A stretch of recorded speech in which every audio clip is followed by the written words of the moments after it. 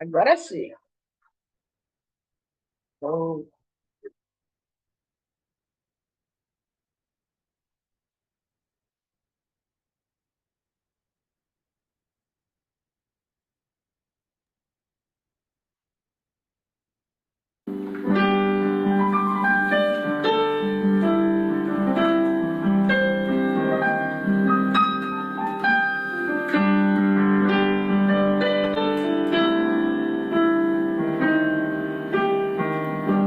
Na acústica do lar pude ouvir a sinfonia do amor.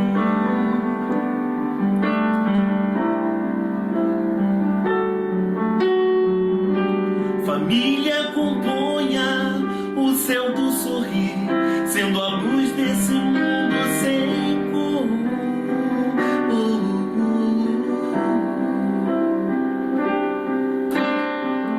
Família, não adies mais teu compromisso, reacendendo a luz de tua missão aqui na terra. Família, liberta-te da angústia, do egoísmo, nasceu em ti a flor da redenção. Família, berço sagrado do espírito em evolução. Família lá, semente do amanhã. Pais e filhos se respeitam como irmãos. O perdão para eles é oração de quem vive em Cristo. Em família aprendemos a ser cristãos, definindo nossa própria condição de progresso no infinito. Na acústica do lar, na acústica do lar, eu quero progredir. Na acústica do lar, tento me encontrar, amando primeiro os que estão juntos de mim, honrando meu pai e minha mãe, pois o amanhã dos meus filhos também depende de mim. Família, liberta-te da angústia, do egoísmo, nasceu em ti a flor da redenção. Família, berço sagrado do espírito em evolução. Família lá, semente do amanhã. Família lá, semente do amanhã. Família lá, semente do amanhã.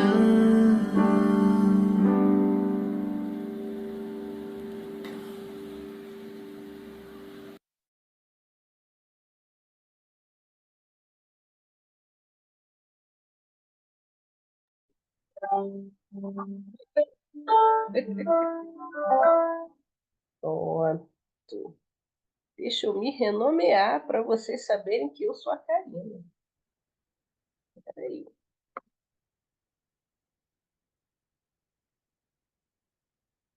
Pronto. Bem,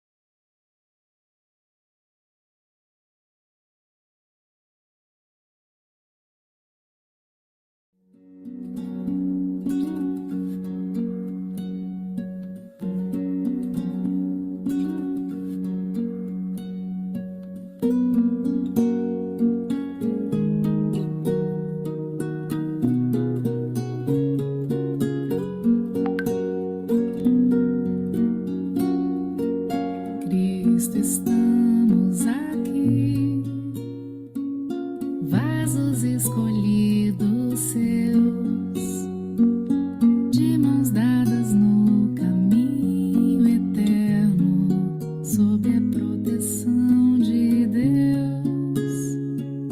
Cristo estamos aqui, vamos juntos semear a mais bela flor na nossa alma. Vamos evangelizar,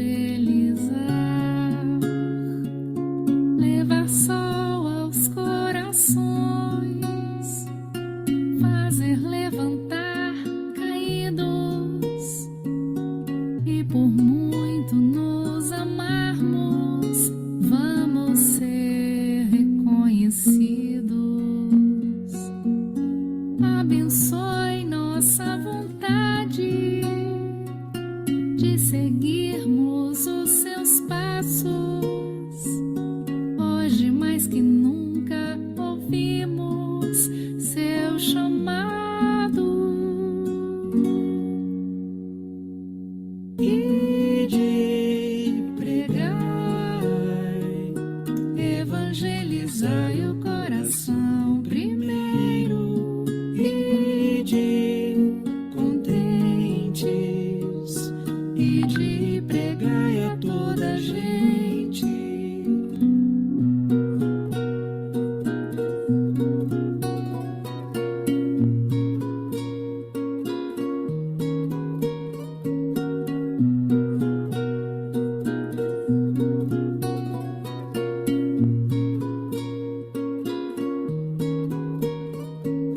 Levar sol aos corações, fazer levantar caídos, e por muito nos amarmos, vamos ser reconhecidos. Abençoe nossa vontade de seguirmos os seus passos. Hoje mais que nunca ouvimos seu chamado. E de pregar, evangelizai o coração primeiro, e de contentes, e de pregai a toda a gente. E de pregai, evangelizai o coração primeiro, e de contentes, e de pregai a toda a gente. E de pregai a toda a gente. E de pregai a toda a gente.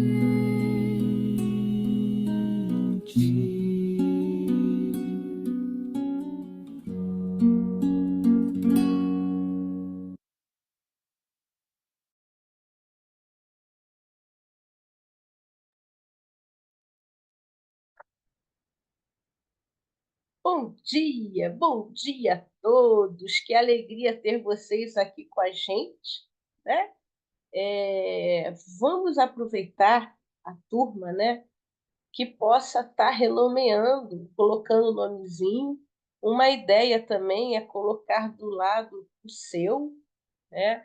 Mas algumas vezes nós recebemos participantes de outro estado ou de outro país. Quando isso acontece, pode colocar também o país do lado, né? O outro estado, que aí a gente sabe de onde está cada coração. Para a gente é uma alegria falar de família, uma alegria ver vocês aqui, né?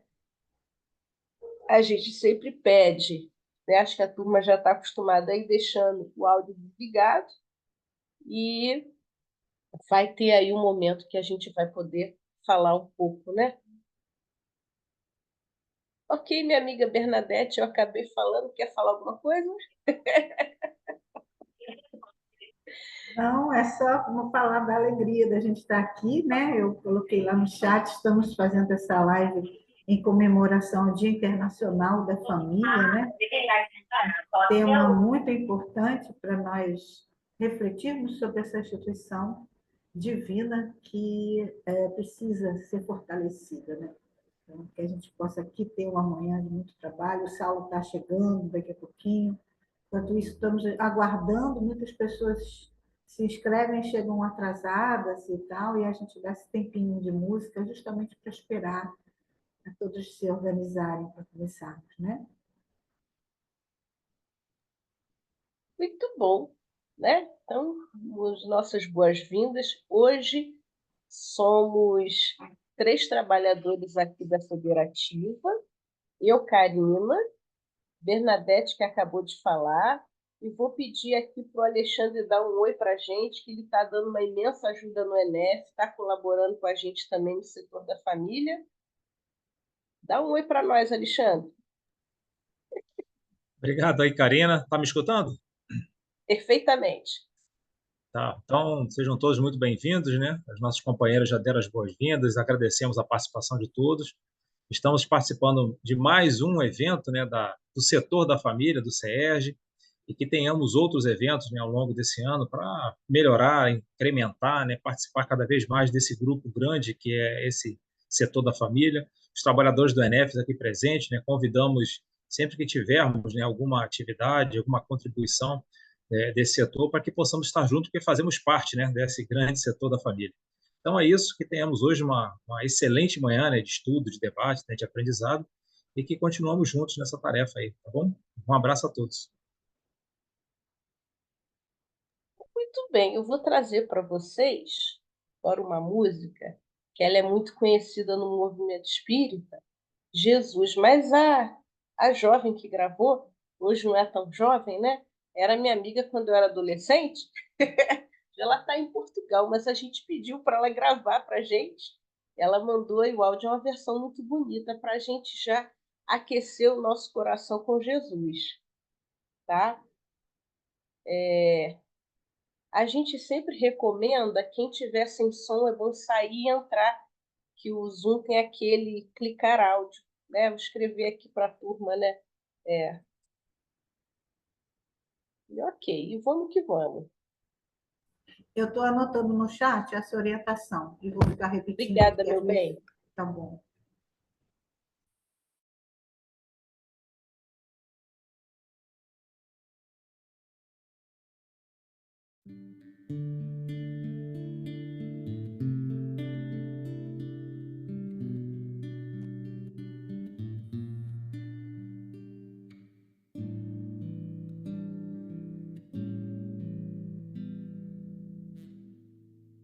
Senhor, a fonte da vida, a paz esquecida em tantos momentos, faz de mim o teu servo, ó meu doce amado mestre querido, Jesus é luz, é amor, um sol a brilhar, ameniza a dor. Mestre, em ti eu me aqueço, me mostro e te peço com ternura, faz de mim instrumento da paz e do amor em toda a terra. Jesus, tua luz me conduz à paz, que eu possa ver em ti um exemplo.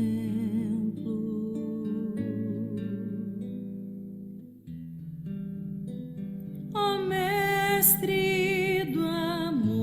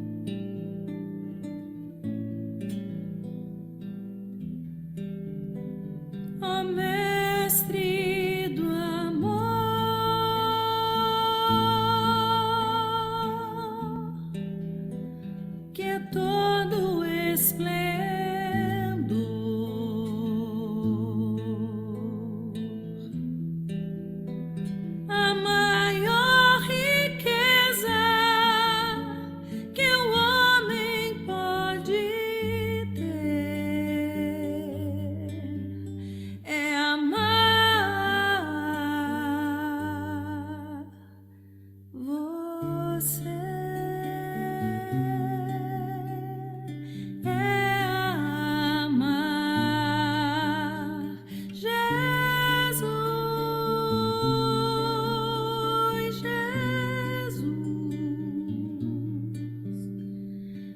Jesus, Jesus.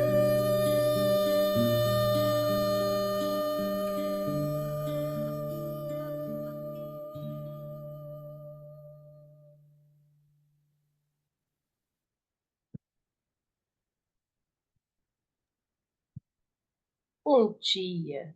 Às vezes as pessoas perguntam para nós se as músicas que a gente toca, se elas são disponíveis. Então, não saiam do YouTube, né, que nós vamos colocar lá os links para que possam ser usados pelo movimento espírita, para que vocês possam usar na sua casa.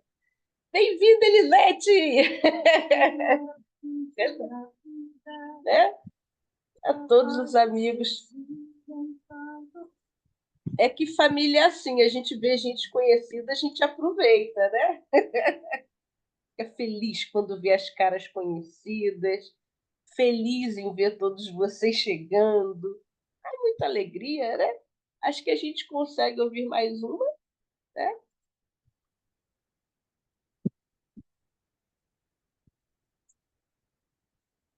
E depois a gente, em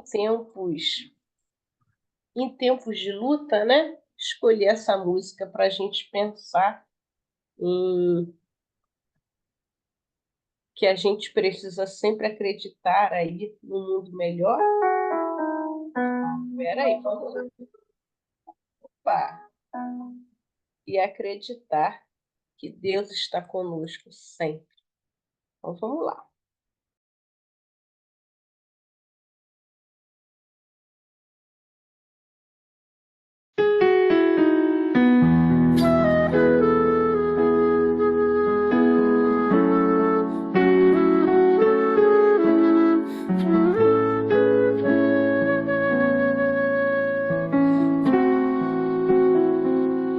Já não há lugar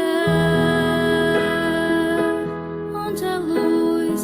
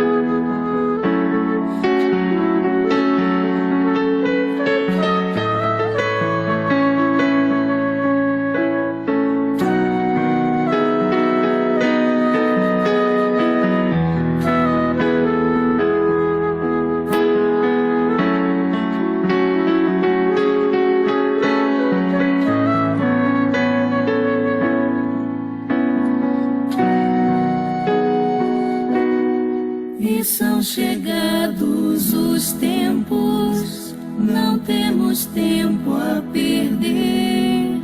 Já foi lançada a semente e há tanta coisa a se fazer.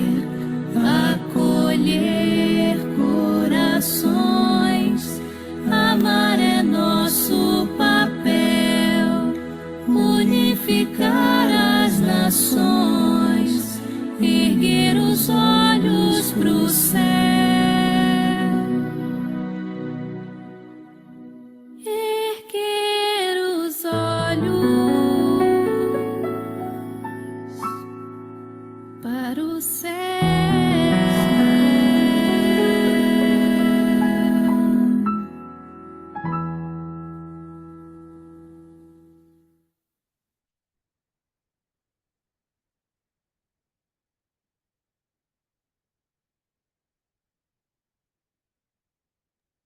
Bom dia, e são chegados os tempos de amar, de acolher, de mudanças e de trabalho no bem. Queridos e queridas, vamos começar com a nossa página de abertura, né? Vou projetar aqui para a gente começar. Deixa eu abri-la. Pronto. Vou pedir o Alexandre para fazer a leitura para nós e logo em seguida a prece.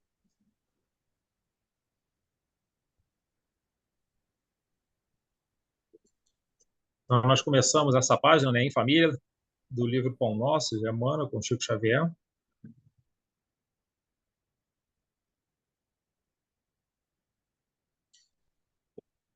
Aprendam primeiro a exercer piedade para com a sua própria família e a recompensar seus pais, porque isto é bom e agradável diante de Deus. Paulo, primeira epístola a Timóteo, capítulo 5, versículo 4.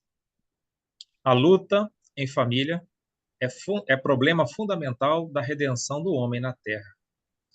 Como seremos benfeitores de 100 ou 1000 pessoas se ainda não aprendemos a servir 5 ou 10 criaturas? Esta é indagação lógica que se estende a todos os discípulos sinceros do cristianismo. Bom pregador e mau servidor são dois títulos que não coadunam. O apóstolo aconselha o exercício da piedade no centro das atividades domésticas. Entretanto, não alude à piedade que chora sem coragem ante os enigmas aflitivos, mas aquela que conhece as zonas nefrálgicas da casa e se esforça por eliminá-las, aguardando a decisão divina a seu tempo.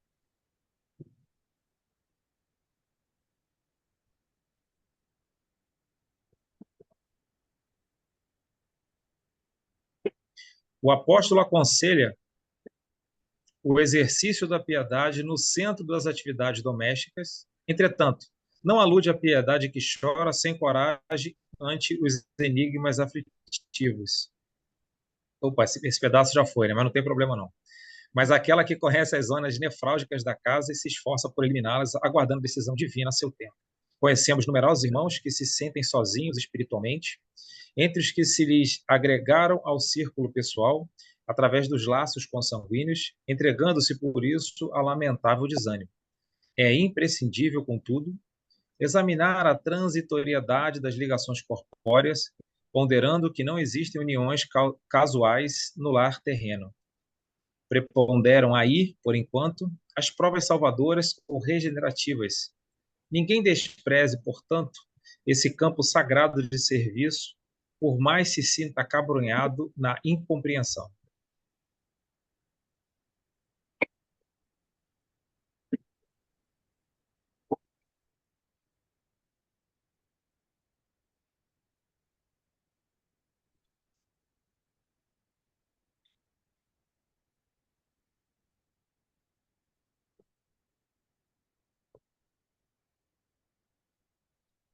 Pronto. Pode fazer a prece, Alexandre? Vamos lá. Alexandre. Opa. Então, aproveitando esse momento, que seguimos com a leitura da nossa página de abertura, os irmãos aqui presentes, Agradecemos, amigos espirituais, por mais esse momento de reunião, de estudo, de aprendizado. Pedimos pelo nosso irmão que estará conosco hoje, trazendo a palavra amiga, a palavra inspiradora, para que ela esteja conosco, iluminando as nossas mentes, iluminando os nossos corações, para que possamos nos tornar melhores trabalhadores, melhores participantes da atividade, mas também melhores integrantes das nossas famílias. Muito obrigado, amigos espirituais, por tudo que já recebemos. Fiquem conosco hoje e sempre, graças a Deus. Mas... Bom dia a todos! Que alegria ver vocês aqui, né? E hoje a gente vai ter aí a exposição do nosso querido Saulo, que mesmo com muitas tarefas, os trabalhos aí no movimento espírita, aceitou aí de prontidão, carinhosamente, vir aqui, né, o Bond Online, aqui no Rio de Janeiro. Gente, Saulo Silva é administrador, especialista em finança, nasceu em Goiás, família espírita, desde cedo ele teve contato com o espiritismo, foi vice-presidente, membro do Conselho Consultivo da Federação Espírita do Distrito Federal, é coordenador do projeto Evangelho por Emmanuel, publicado pela Federação Espírita Brasileira, e apresenta o programa Reflexões com Emmanuel pela FEB TV. Além disso, casado e pai de 3 filhos. Saulo, meu amigo, seja muito bem-vindo, fique à vontade. A gente está colocando aqui você como, né, te permitindo, caso você queira fazer alguma projeção, fique à vontade. A palavra é sua. Karina, em primeiro lugar, eu quero agradecer a oportunidade de estar aqui com vocês, parabenizar pela escolha do tema, um tema de suma importância para todos nós, principalmente porque eu considero que família e casa espírita são duas dimensões fundamentais da nossa vida e que, se a gente souber conciliar adequadamente essas duas dimensões, nós temos mais segurança para alcançar o caminho de uma felicidade legítima e duradoura, cumprindo com os nossos compromissos espirituais. E Saulo, perdão te interromper, para mim está um pouquinho baixo, para vocês também. deixa eu ver se eu consigo aumentar um pouquinho aqui. Você consegue aumentar um pouquinho?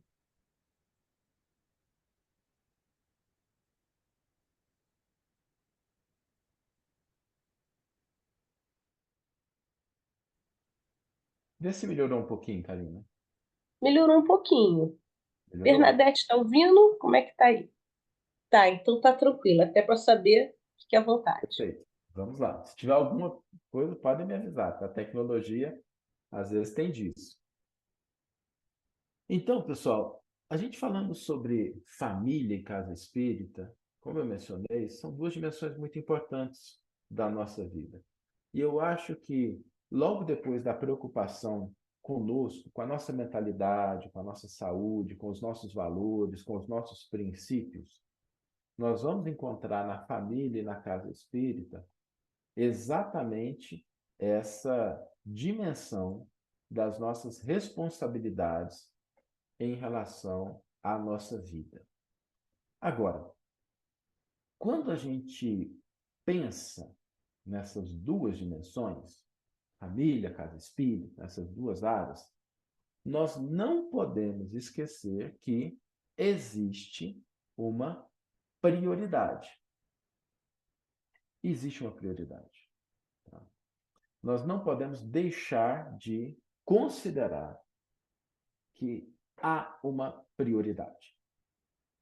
E quando a gente fala de prioridade, nós não estamos falando de diferença de importância, mas daquilo que deve ser cuidado primeiro. São duas coisas importantes.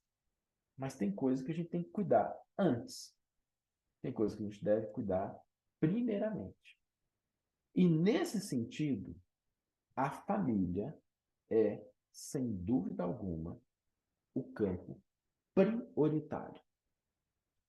Quando a gente fala de prioridade, a gente, dentro da doutrina espírita, sempre deve lembrar que, com respeito a todas as outras religiões, elas todas têm seu papel, elas contribuem, elas têm seu valor.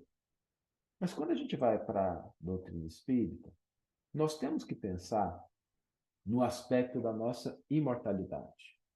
Espíritos imortais em sucessivas reencarnações, e através dessas reencarnações, nós vamos nos aperfeiçoando, a gente vai crescendo. O que significa dizer que nós não começamos a nossa existência no berço e não terminaremos com o túmulo. E existem relações, existem vínculos que perpassam, que cruzam todas as nossas reencarnações. E por essa razão, esses vínculos são os mais importantes. Então, de uma maneira geral, vamos pensar no seguinte: a casa espírita que a gente está hoje, e a gente tem muito carinho por ela, e deve ser assim, a gente trabalha nela,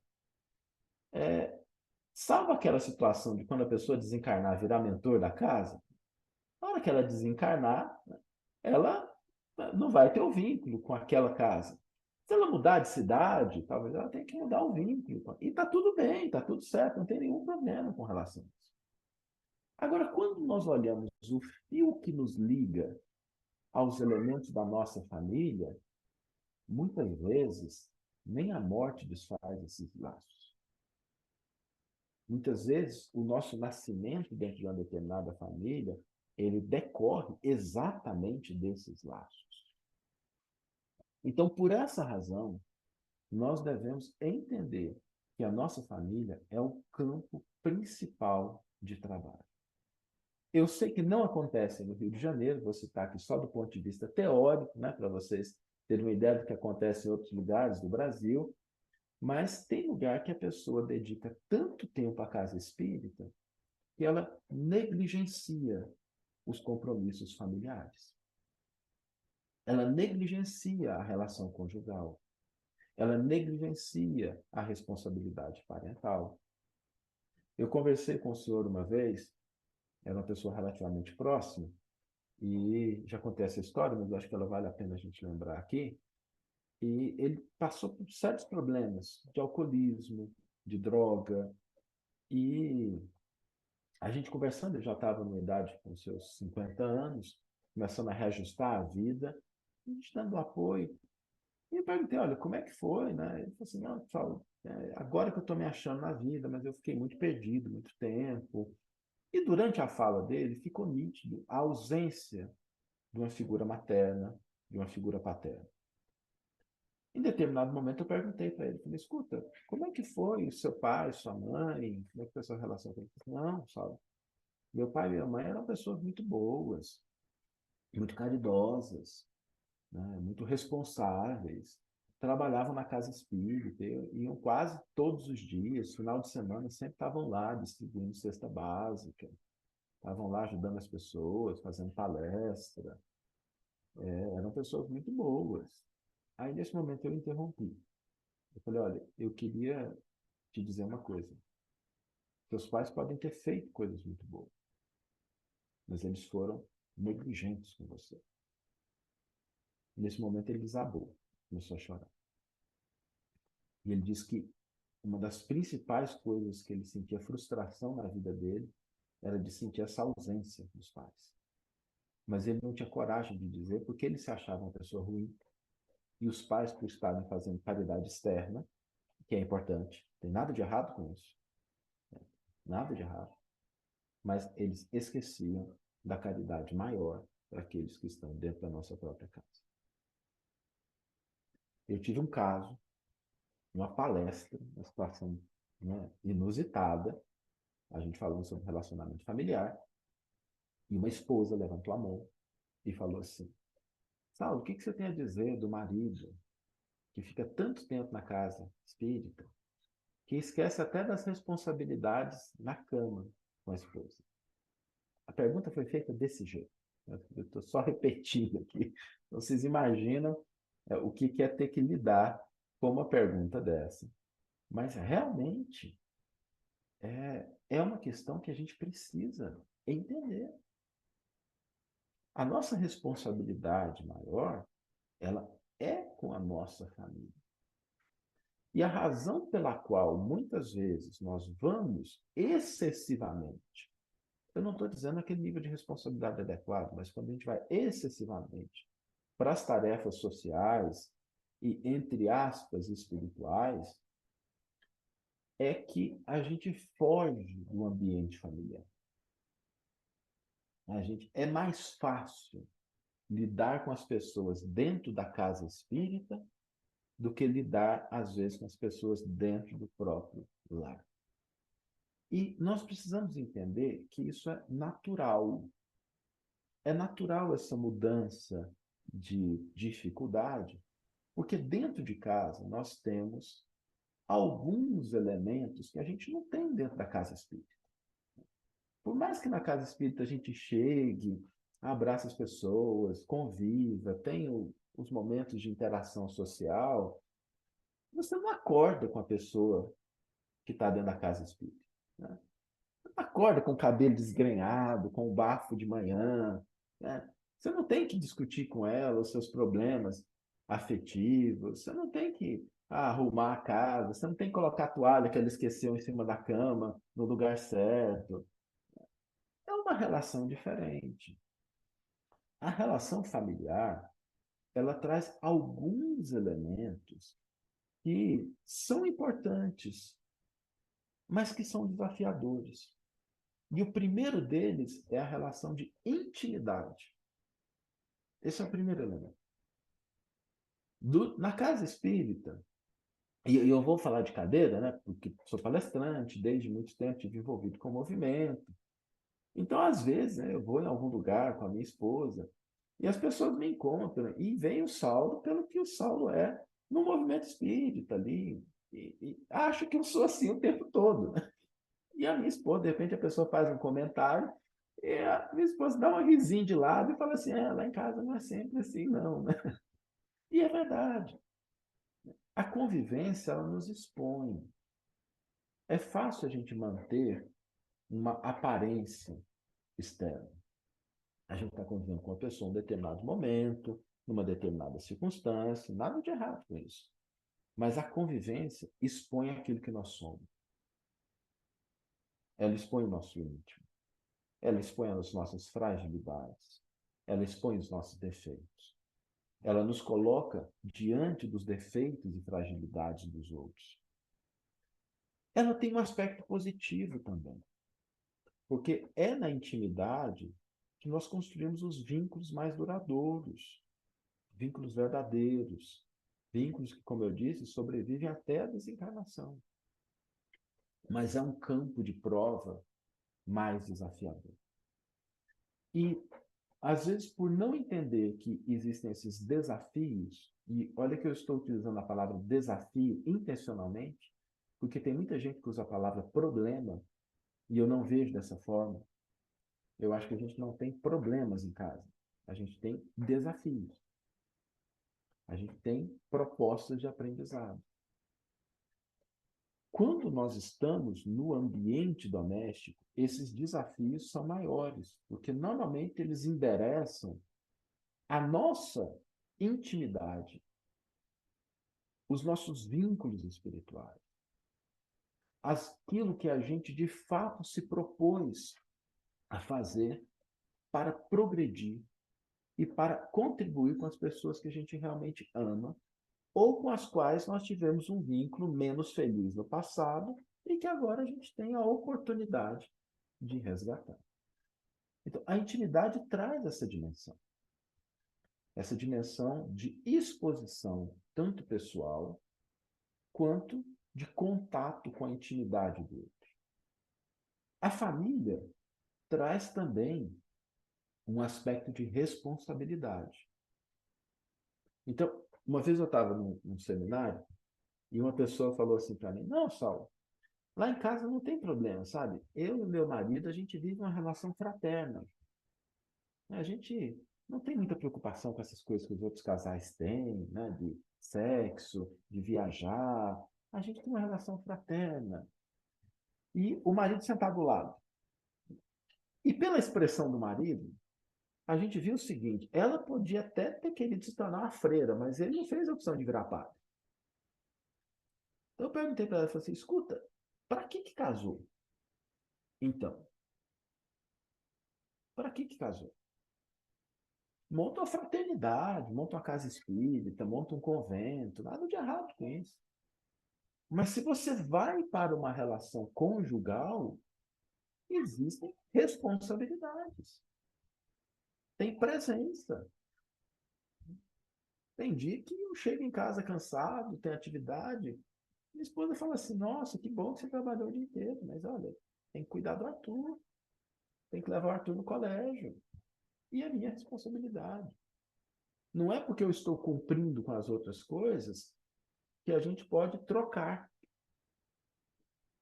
E isso é muito importante na nossa vida, porque eu sei que não acontece no Rio de Janeiro, mas às vezes as pessoas ficam barganhando com Deus. Tipo assim, eu vou dar tanta cesta básica, vou dar aulinha, vou fazer palestra, vou dar passe, e aí a minha família vai estar em paz, harmonizada e feliz. Não vai. Na vida nós temos muitos jardins que a gente precisa cultivar. E um equívoco que nós precisamos evitar é acreditar que eu posso colher os frutos de um jardim no outro. É impossível fazer isso. A casa espírita, ela tem frutos extraordinários de aprendizado, de possibilidade de auxílio, da caridade em relação ao próximo, lidar com quem precisa. Mas esses frutos que eu colho no ambiente da casa espírita, eles não vão alimentar necessariamente a minha família. Se eu deixar de cultivar os frutos importantes no campo da família. Estar presente na casa espírita não vai resolver o meu problema de presença com os meus filhos. Auxiliar alguém que está passando por dificuldade no atendimento fraterno não tira de mim a responsabilidade e não vai resolver o desafio de ouvir um parente que às vezes está numa situação de desequilíbrio. Então, é importante a gente entender que não tem nada de errado com uma coisa, mas que nós não podemos esperar colher dentro da casa espírita os frutos que nós devemos cultivar no ambiente doméstico. E existem pessoas, novamente eu sei que não é no Rio de Janeiro, que estão empanturradas de frutos colhidos na área social e morrendo à míngua de fome dentro do ambiente familiar. Porque não cultivaram os frutos nessa área da nossa vida. Quando nós começamos a entender essa dimensão, a gente pode fazer um movimento que eu descobri com o Emmanuel, um dos comentários que ele fez ao Novo Testamento, que sempre me chamou muita atenção. Quem me conhece sabe que eu tenho um vínculo muito grande com os comentários do Emmanuel. E o Emmanuel disse certa vez que cada parente é uma aula. Cada familiar é um curso específico. E quando a gente começa a pensar dessa forma, nós entendemos que Deus nos colocou numa universidade chamada vida.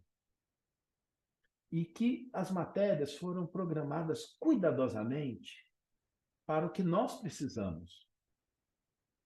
E as matérias principais são aquelas que a gente passa mais tempo com elas, que são os nossos familiares. Alguns deles vão nos ensinar a paciência. Outros vão nos ensinar as estratégias adequadas para você poder influenciar, para você poder entender, para você direcionar. Outros vão nos trazer a lição do afeto legítimo, da alegria de estar junto com a pessoa. É uma lição importante também. São lições. Outros vão nos ensinar a lição do amor. Outros vão nos pedir a lição do amor. Cada pessoa que faz parte do nosso ciclo familiar tem algo a nos ensinar. Não está colocada ali por acaso. Não tem essa história de a gente estar caminhando no plano espiritual, tropeçou e nasce, caiu dentro da barriga da mulher, nasci aqui. Não existe isso. Nós estamos sempre diante de lições importantes, oportunidades de aprendizado. E quando nós conseguimos entender isso, a gente começa a perceber quais os frutos que eu devo colher nessa área da minha vida. O que eu posso tirar de mais proveitoso desse ambiente familiar? Muitas vezes a gente precisa de um tempo, a gente precisa de outras atividades, porque também a gente não pode cometer o erro de fazer o inverso, né? A gente só se preocupa com a família e esquece das outras áreas, inclusive da área pessoal. Então nós precisamos equilibrar isso. E isso não é simples, isso não é fácil. Eu gostaria que fosse, sabe? A gente tem uma receitinha de bolo que você vai lá, faz, tem um checklist, mas parece que Deus não quis simplificar a nossa vida porque Ele acha que a gente é capaz. Quando a gente reencarna numa família, nós estamos diante de vários desafios pessoais, de convivência, de interação. E, além disso, nós não podemos esquecer das nossas responsabilidades fora, com a profissão, com a área social. Nós temos que equilibrar todos esses elementos. E equilibrar todos esses elementos passa necessariamente por esse entendimento do que é que a minha família me pede, do que é que eu tenho que cultivar, de quais são os frutos nessa área que eu tenho que colher. Para que eu não deixe de cumprir com essa trama que me possibilitou a presente existência, e não é simples. A gente escolher uma casa espírita para frequentar é simples. Você escolhe uma hoje, não deu certo, você pode mudar para outra semana que vem. Mas a configuração de espíritos reencarnando em uma determinada época para uma proposta evolutiva comum não é algo que acontece de maneira simples. Às vezes a gente, como espírita, esquece que o fato de você reunir o pai, a mãe, o filho, o irmão, os netos, um primo, um parente ali, não é uma coisa simples. Porque às vezes você fala assim, não, eu quero reencarnar para resolver problema com fulano. O fulano está encarnado, você vai ter que esperar ele desencarnar primeiro, né? Aí depois que ele desencarnar, vai ter que arrumar um pai para os dois. Aí, ok, depois que os pais encarnarem, aí a gente programa. Então, assim, tá bom, meu filho, tá ótimo, fica aqui na fila, daqui a 50 anos você tem a sua proposta reencarnatória para resolver essa questão com fulano. Então, é algo de extremo valor quando nós temos a oportunidade de, durante um período muito curto da nossa vida, reforçarmos os nossos laços de afeto, corrigirmos os nossos equívocos do passado, nos desenvolvermos como pessoas de fato, porque as conquistas no campo da família são conquistas da terra. Nem sempre a conquista no campo social ela é uma conquista terra. Porque o ambiente externo ele nos possibilita agir de acordo com as conveniências. Você já viu aquela pessoa que quando entra na casa espírita muda até de voz? Ela vai para a casa espírita falando alto, falando da economia, da política e tal. Chega lá, vira um espírito de luz. E aí a pessoa muda completamente. Nada de errado com isso, né? Tá treinando o seu espírito de luz. Mas lá dentro ela representa um papel. Na família nós somos quem nós somos de fato. Entender essas duas dimensões significa nos libertar para poder aproveitar essa grande oportunidade que a misericórdia divina nos confere, nos dando uma família. Pode ser uma família mais complicada, pode ser uma família mais simples, mas não deixemos de reconhecer na nossa família o conjunto das responsabilidades primárias, o conjunto dos nossos compromissos maiores e o conjunto das nossas maiores oportunidades de conquistas que realmente nós levaremos para a nossa imortalidade. E aqui eu encerro a minha breve fala. Se a gente tiver alguma questão, Eu fico à disposição para a gente poder responder. Muito obrigada. Vamos ver aqui se Bernadette, alguma questão? Não, até agora nenhuma questão no chat, mas eu gostaria de fazer uma pergunta, se você me permitisse. Por Né? favor. Você falou em prioridade, né? Eu acho interessante essa questão, porque é difícil a gente eleger, né? Prioridade nas coisas. E, às vezes, a nossa família espiritual está na casa espírita, né? E a nossa família, que ainda não conquistamos, as pessoas que ainda não conquistamos, está dentro de nossa casa, né? Você poderia falar um pouquinho mais sobre essa questão? Porque acho que às vezes não fica muito bem entendido, porque hoje em dia nós estamos vivendo um momento de estímulo a cancelamentos, né? Ah, minha família é tóxica, minha mãe é tóxica, eu cancelo e vou viver com quem me apraz, com quem me dá prazer e tudo mais. Dá para você falar mais um pouquinho sobre isso? Porque esclarece, né? Excelente, viu? Excelente, Bernadette. E aí eu vou dividir a sua colocação, que é muito importante, em duas partes. Quando a gente fala que a nossa família espiritual está na casa espírita, a gente tem que assumir que Deus cometeu um erro. Né? Por quê? Por que então que nós não nascemos irmãos ou irmãs daquelas pessoas que estão dentro da casa espírita? Ok? Então nós precisamos tomar cuidado com essa abordagem. E eu aprendi isso no livro, 50 anos depois, em que ali nós tínhamos uma família espiritual de fato. Quem leu 50 anos depois, lembra dessa família espiritual. Essa família espiritual, ela estava primordialmente, não exclusivamente, mas primordialmente nos vínculos sanguíneos e afetivos. Então, quando Emmanuel nos traz aquele relato, ele está nos chamando a atenção para entender exatamente o que é que significam essas famílias espirituais, esses vínculos espirituais. Ok, que nós podemos ter uma afinidade muito grande com alguém que está dentro da casa espírita. E isso é bom. Né? A gente pode ter uma afinidade muito grande com alguém que está no nosso campo de trabalho. E isso é bom também. Mas não vamos confundir essas afinidades com os vínculos que constituem uma família espiritual.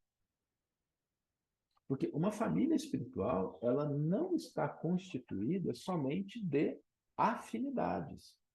Ela está constituída de vínculos que às vezes são vínculos de trabalho, vínculos de expiação, vínculos de reparação, vínculos de compromissos, vínculos afetivos. Então, quando a gente fala de família espiritual, muitas vezes a gente utiliza isso para descrever aquelas pessoas com as quais a gente tem afinidade.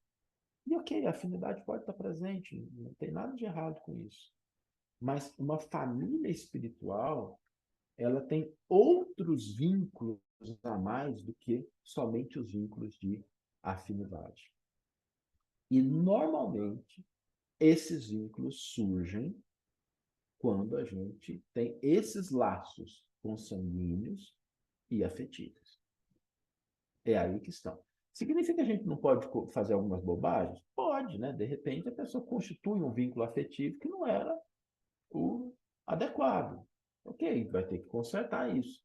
Mas é preciso consertar de uma maneira adequada para não criar um vínculo que mais tarde vai ter que ajustar. Tá? Se a gente teve amor para começar uma relação, nós precisamos de mais amor para desfazê-la.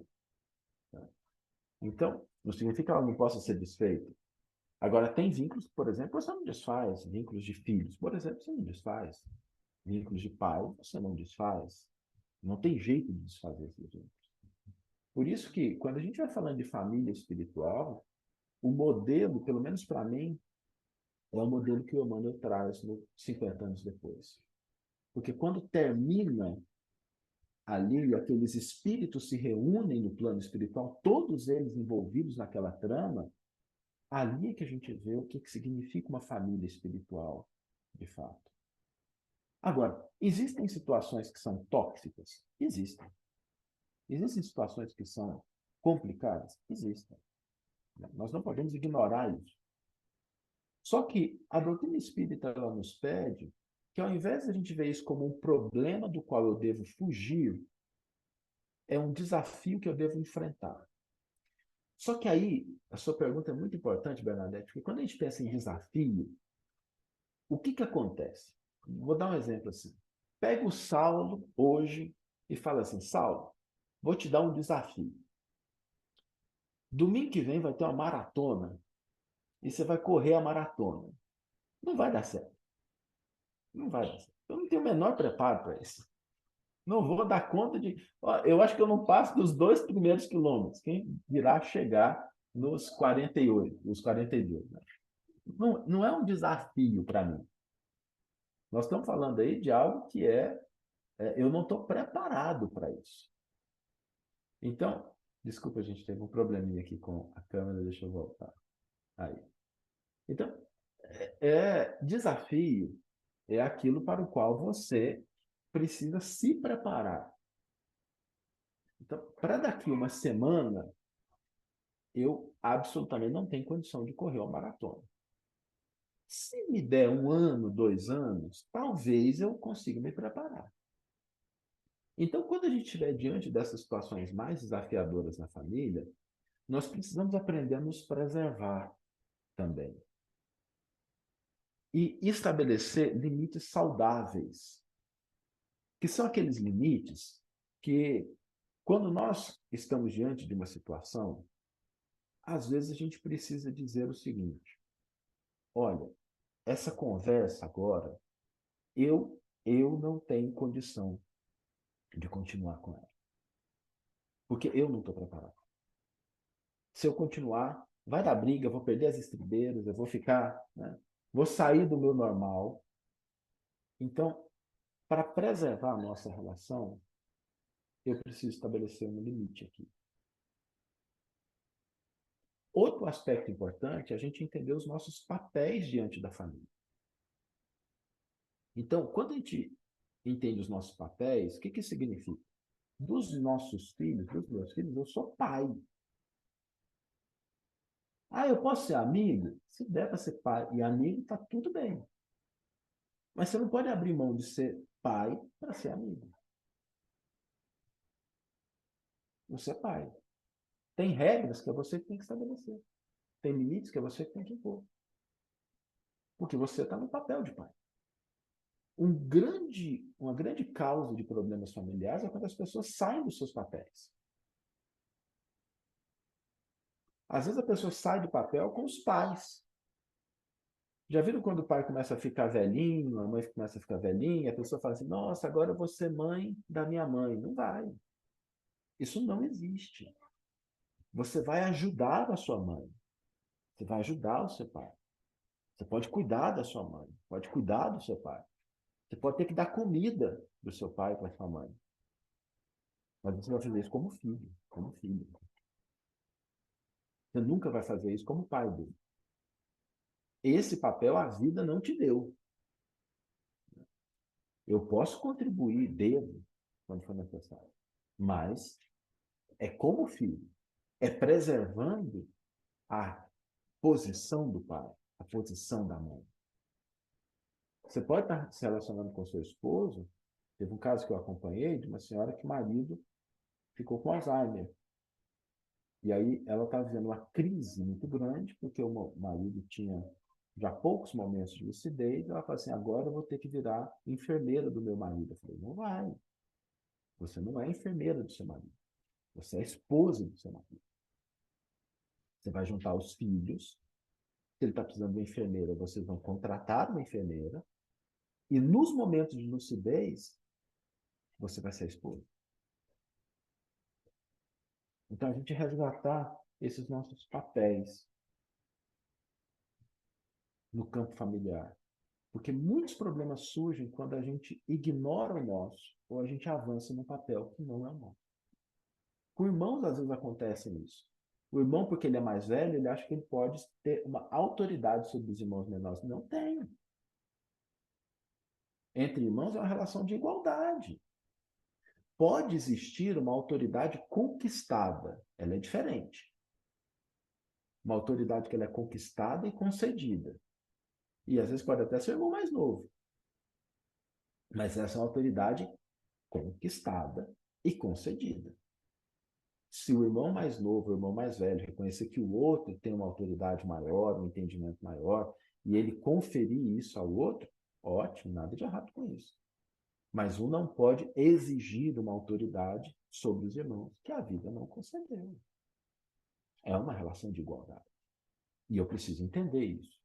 Quando eu vou conversar com meu irmão, somos só 2 irmãos.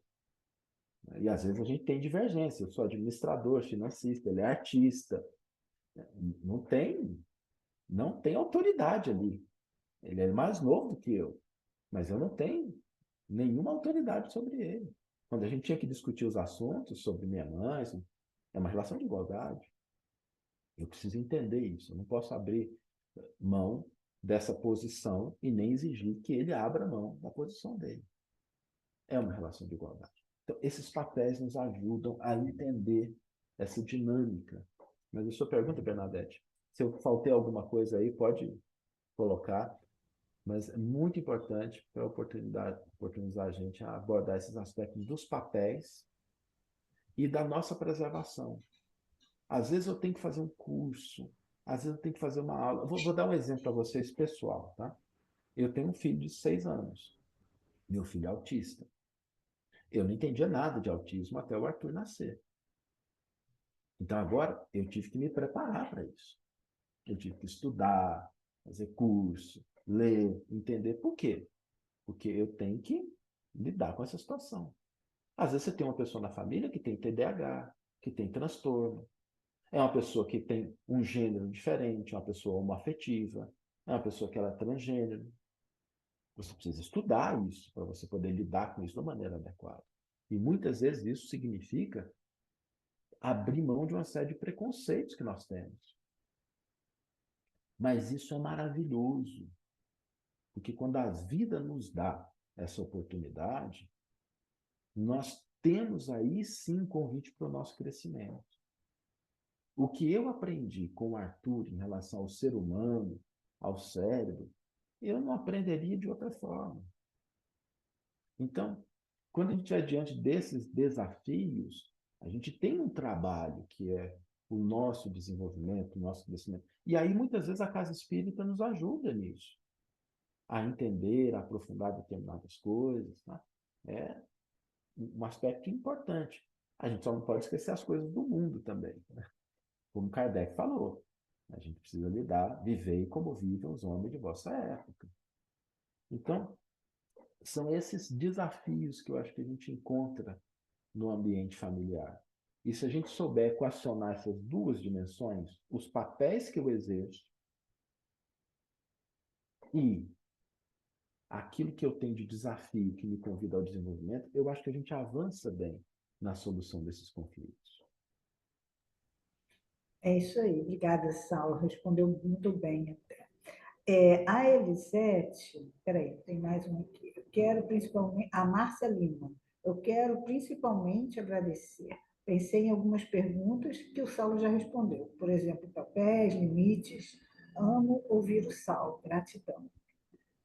Obrigado, Márcia. A Elisete diz o seguinte: o mundo estabelece, ou pelo menos imprime, uma verdade que os avós deseducam, ou que, em certos casos, é a mãe 2 vezes, confuso e desrespeitoso aos papéis. Esse é um aspecto interessante, viu, Elisete? Porque, de fato, ser pai e mãe é diferente de ser avô e avó. E não tem nada de errado com isso, gente. Né? Não são papéis que um é... A Elisete tinha falado um pouquinho sobre a questão da prioridade, eu vou falar um pouquinho sobre isso também, mas aqui, quando a gente fala de papel de avô, papel de pai e de mãe, é um papel diferente. O papel, a responsabilidade pela educação, a responsabilidade é dos pais. Ok? E aí a gente tem que tomar cuidado, porque existem situações em que os pais são negligentes, certo? Quando um pai é negligente, como é que o avô e a avó devem agir? Primariamente sobre os filhos.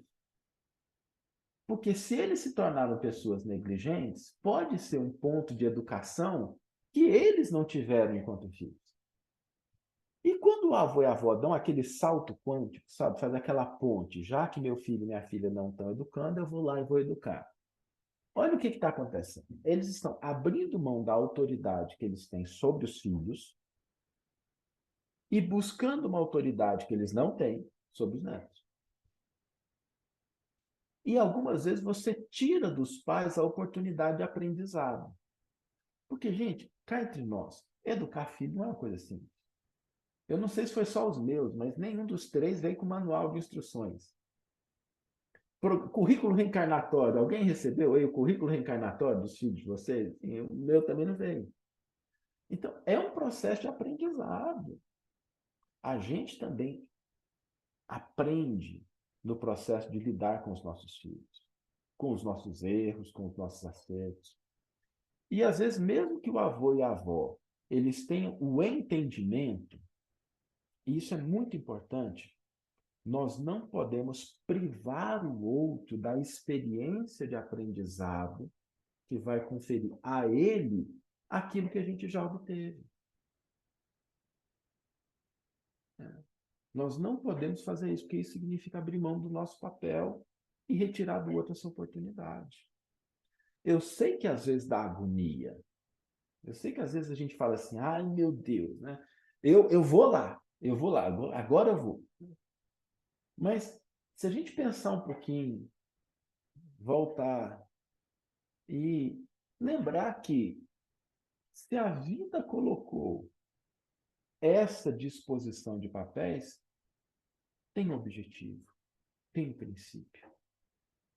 E aí, nessas horas em que a gente sentiu um impulso muito grande, a gente virar para Deus e falar assim, bom, foi o Senhor que fez, então eu vou cuidar do papel que o Senhor me deu, agora, pelo amor de Deus, vai lá e dá uma ajudinha. Deus ajuda.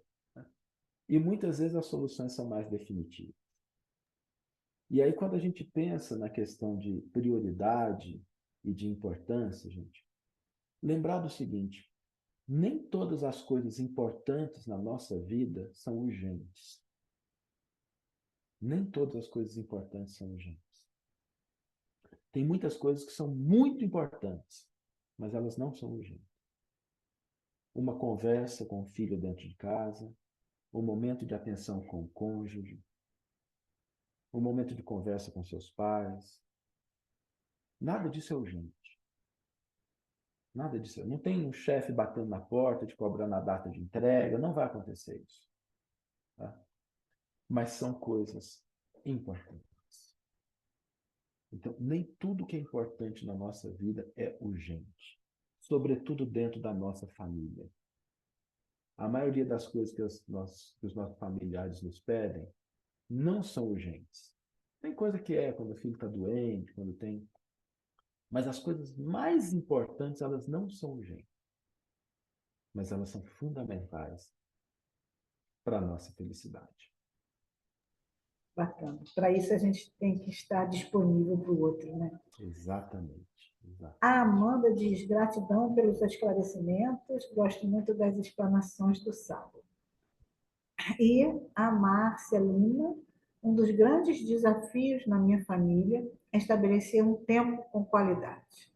Em tempos de redes sociais, acabamos vivendo mais fora do lar, mesmo estando sob o mesmo teto.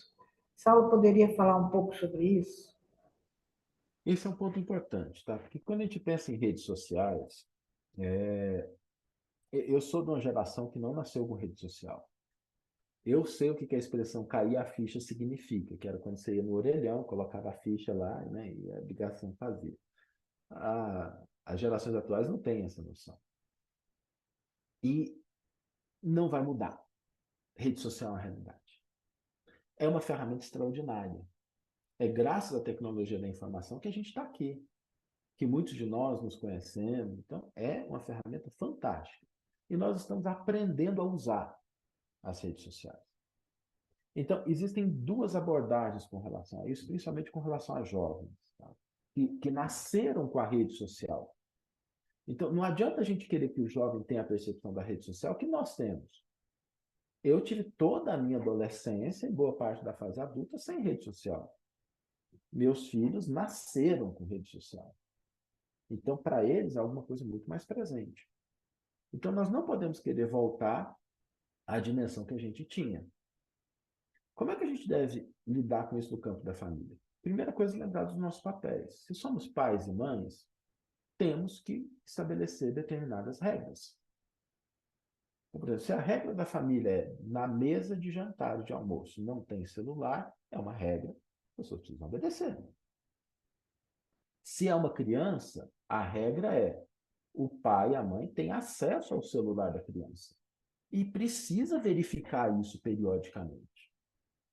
Porque hoje a criança tem acesso a um volume de conteúdos que podem ser extremamente danosos com 2 cliques no celular. Agora, isso exige do pai e da mãe o entendimento da tecnologia, aquilo que eu falei do desenvolvimento, do aperfeiçoamento. A pessoa precisa aprender a mexer com isso. É uma responsabilidade. Era mais fácil chamar o filho, gritar na rua quando ele estava brincando? Era. Hoje a gente tem que ir no celular e verificar o que ele está vendo. Agora, também tem o outro lado. Nós precisamos entender, principalmente quando o filho vai ficando adolescente, que ele não está fazendo nada quando ele está no celular. Ele está fazendo alguma coisa que para ele é mais interessante do que aquilo que está sendo colocado no ambiente.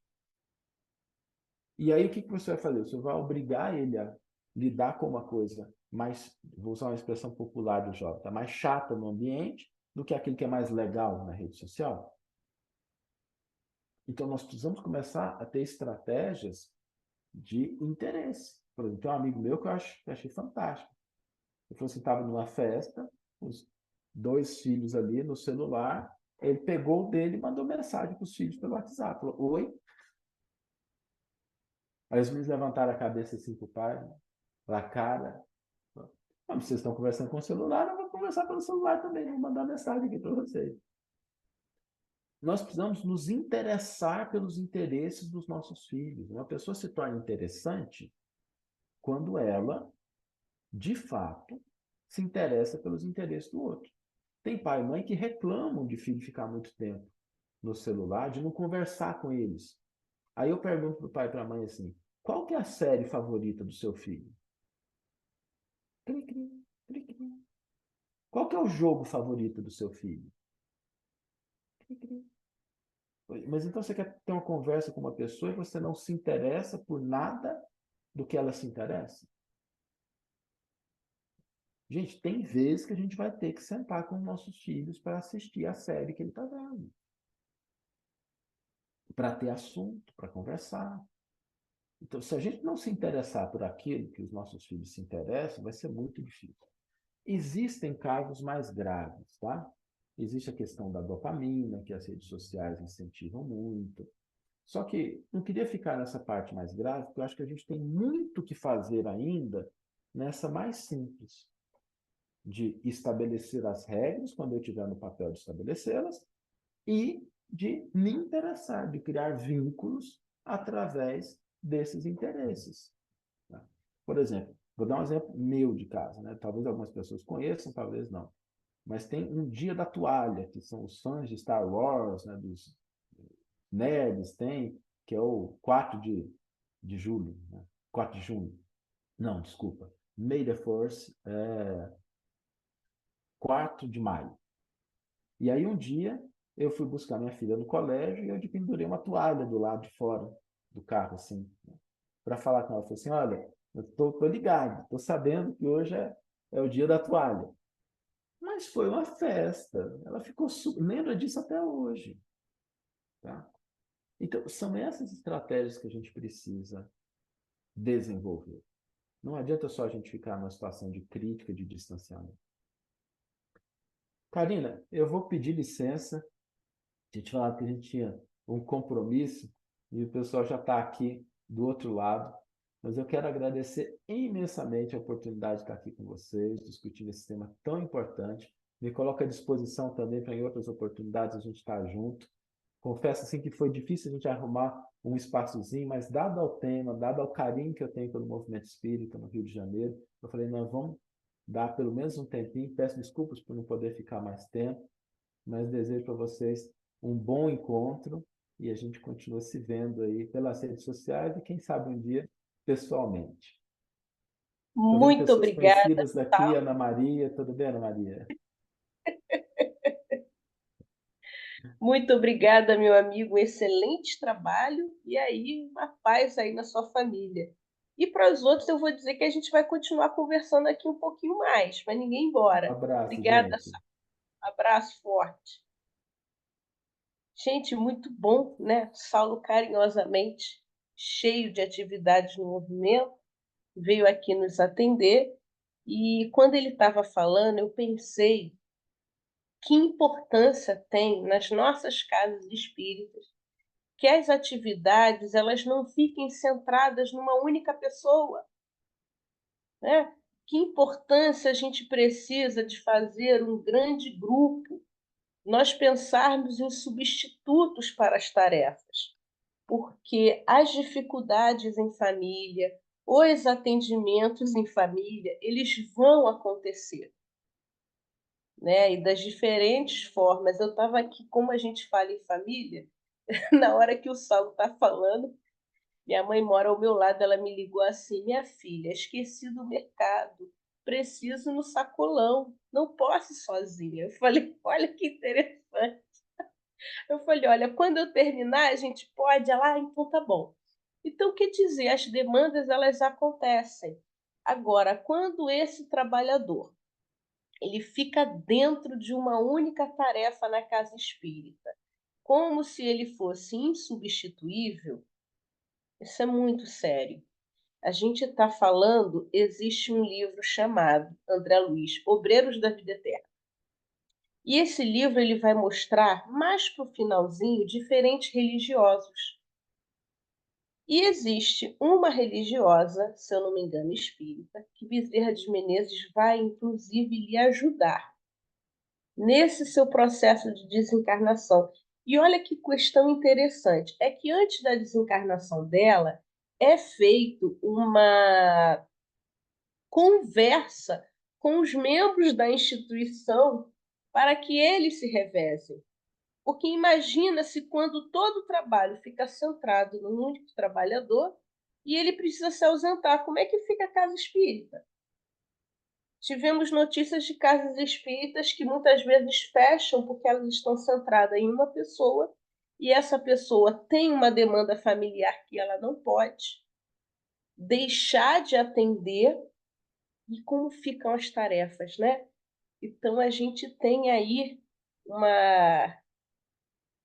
um grande trabalho, um grande cuidado da gente conseguir trabalhar em dupla, de nós conseguirmos formar equipes, de nós conseguirmos fazer com que as tarefas elas estejam em várias mãos, dupla de evangelizadores, backup no palestrante, dupla de dirigente, aí a gente vai conseguir trabalhar. Fala, Bernadette. Não, você está falando uma coisa muito importante, né? Porque, às vezes, essa questão parte da própria pessoa. A pessoa não se dá conta de que ela vai abraçando, e se acha imprescindível. Então, é muito mais... E acomoda a equipe, né? O que vocês acham? Isso acontece com alguém aqui? Acomoda, porque os outros veem que você está fazendo tudo, para que eu vou, né? Me incomodar de fazer alguma coisa. Então, quando a gente dá um passo atrás, exige que a gente seja um pouco menos exigente com o trabalho, porque a gente quer perfeição, aí o outro está começando, não vai dar, fazer do jeito que eu queria, né? Mas você já faz isso há 20, 30 anos e acha que o outro está começando, tem que fazer igual. Então, você tem que ser um pouco mais paciente com o outro, benevolente com as dificuldades que ele vai encontrar, ajudando ali, se tornando alguém que dá um impulso para o outro, né? E não que fala, não precisa não, pode deixar que eu faço. E aí você está abrindo mão do seu papel familiar porque você, entre aspas, é o insubstituível, né? Então, temos que assumir isso como uma questão também pessoal, né? Não é só o outro que te delega, você que não delega nada para ninguém. Então, isso acontece também, né? Vocês não querem participar, não? Podem, vamos conversar um pouquinho sobre o que a gente achou, o que a gente, né, concluiu. Nós temos esses problemas na nossa casa espírita, Bernadette, posso falar aqui? claro. Essa questão realmente ela é interessante, né? Porque traz algumas reflexões, né? A Karina também estava comentando, né? Essa questão de nós assumirmos tudo, né? Então, às vezes, na boa vontade, a gente não percebe, né, de que não estamos deixando o outro trabalhar, né? E isso reflete para casa, é um pouco do que o Saulo estava falando aqui com a gente, né? Às vezes a gente não deixa, né, o filho, que agora tem o filho, né, errar, né? Às vezes a gente não deixa o nosso filho errar também, a gente quer fazer tudo, né? E esse fazer tudo as pessoas vão ficando acomodadas, né? Mas é porque às vezes a gente, nessa boa intenção, a gente sabe do sacrifício, da dor, da dificuldade, né? E a gente não quer que o outro passe, né? E esse não querer que o outro passe pela dificuldade, na verdade, a gente não está poupando ninguém, a gente está prejudicando, atrapalhando, criando talvez mais problemas do que deixar a pessoa passar, vencer aquela dificuldade, né? Então, quando a gente protege demais, é aquela coisa do mimar, né? De não deixar a pessoa crescer, né? E aí, na casa espírita fica um pouco assim também. A gente, às vezes, não, só eu. Né? Quantas Bernadette tem na sua casa espírita? Só tem uma, né? Quantas Carinas tem, né? Só tem uma, né? Então, assim, as pessoas farão o mesmo trabalho de maneira diferente. E aí, nós nos adaptarmos a essa maneira diferente, que não é exatamente da forma como eu faria, porque o meu jeito é muito melhor, né? É que faz parte também desse trabalho de construção, né? Então a gente tem que saber tirar esse melhor das pessoas, né? A teoria é ótima, né? Esse bate-papo aqui é sensacional. Agora na vida prática é que é a dificuldade, né? Porque às vezes irrita, né? Aquela pessoa que não consegue, a pessoa que não faz, a pessoa que não anda. E aí a gente tem que mudar talvez a estratégia, não é me dar que eu vou fazer, mas talvez chegar junto com a pessoa, ir junto com ela. Ah, mas vai dar muito trabalho, mas talvez esse seja o trabalho, né? É você ensinar a pessoa, né? E aí a gente tem que mudar a nossa maneira de ser para não acontecer isso, né? Então, eu acho que o que a Karina colocou e você, né, Bernadette, é um problema sério, né? E a gente olha para o movimento, né? Como disse o Saulo, isso só acontece nas outras casas, né? Com a gente não, né? A gente vê isso acontecendo muito, né? Então a gente tem que tomar um cuidado grande com isso, porque para que a gente também não entre nessa rotina. Mas o Rogério quer falar ali. Fala, Rogério. Olá, bom dia a todos. Olha que palestra muito interessante. É, eu já vi e já aconteceu, né, nas casas espíritas, né? Eu sou de São Paulo e mudei para Petrópolis, no estado do Rio. Então eu fiz essa mudança, transição de casa espírita e a gente muda muito fácil mesmo. Mas mudar de mãe e de pai não tem como. É impossível. Não dá, né? A gente até gostaria, mas não dá. Mas eu tive uma situação recente de uma amiga e ela comentou que ela passou 20 anos dentro da casa espírita em fuga, porque ela não queria conviver com a família. Então ela se dedicou e jogou todo o tempo dela para dentro da casa espírita. E hoje ela fala, foi a maior perda de tempo que este espírito imperfeito tomou para si. Porque todos esses 20 anos eu vou ter que fazer um esforço para recuperar novamente daqui para frente que eu estou conscientizada da minha... Ela usou a palavra falha. Eu não lembro o que eu disse para ela, mas ela usou a palavra falha. Foi uma falha. Eu sou espírito imperfeito. Infelizmente, eu naquela situação preferi fugir da minha família. E quando é que caiu a ficha?